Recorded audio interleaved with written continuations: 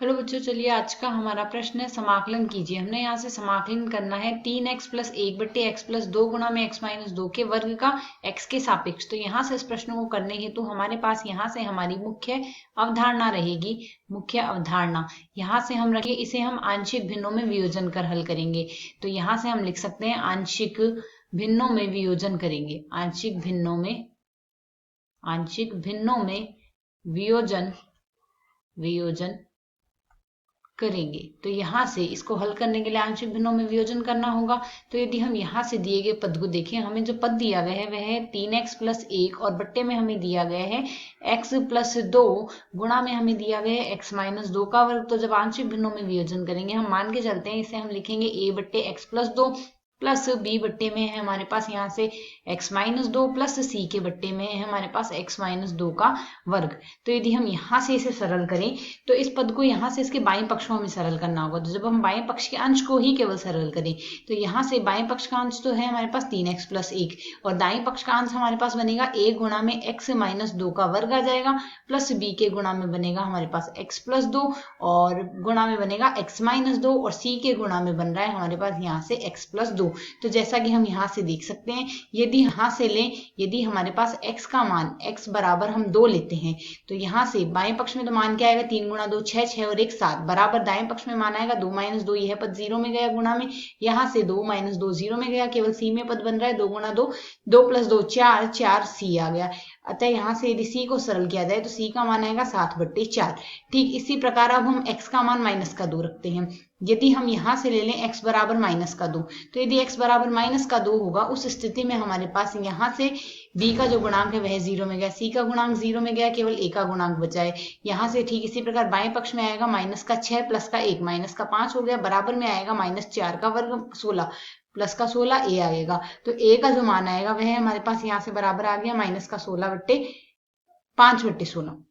तो यहाँ से हमारे पास a बराबर आएगा -5/16। अब हमने यहाँ से b का मान ज्ञात करना है। तो b का मान ज्ञात करने के लिए इस समीकरण में हम x बराबर 0 प्रतिस्थापित करेंगे।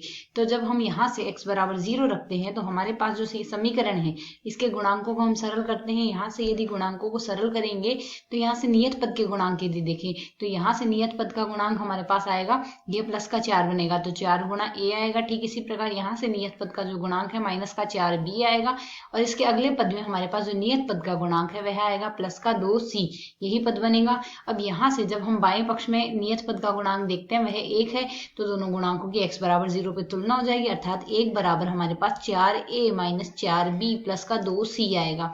तो यदि हम इसमें मान प्रतिस्थापित कर दें तो 4b बराबर हमारे पास क्या लिखा जा सकता है, इसको 4a का मान हमारे पास आया है -5/16 और प्लस का 2c आ रहा है, तो 2 गुणा c का मान हमारे पास यहाँ से क्या है 7/4 और माइनस का 1 आएगा। इसको यदि हम आगे सरल कर लें तो b बराबर हमारे पास यहाँ से इस पद को सरल करके हम क्या लिख सकते हैं, इसे यदि हम सरल करें तो यह आएगा -5/4 लिखा जा सकता है, प्लस का 14/4 आएगा और माइनस का 1 आएगा। यह मान यदि हम सरल करेंगे तो प्लस का 9/4 आ जाएगा, 9/4 और माइनस में 4, तो 9 - 4/4 तो यह आएगा और 4 इसके गुणा में है तो 1/4 का हम वज्र गुणा कर देते हैं। सरल करेंगे तो 5 आ जाएगा हमारे पास यहाँ से मान 16, b का मान 5/16 आ गया। अब हमने समाकलन करना है, उस पद में प्रतिस्थापित कर दे। हमने यहाँ से दिए गए प्रश्न में हमें यहाँ से दिया गया है समाकलन 3x+1 बट्टे में है हमारे पास x+2 गुणा में आ रहा है x-2 का स्क्वायर dx। इसे यदि हम आगे सरल करते हैं तो मान आएगा समाकलन, यहाँ से a का जो मान है वह प्रतिस्थापित कर दे, a का मान है -5/16, यह आ जाएगा dx, बट्टे में आएगा हमारे पास x+1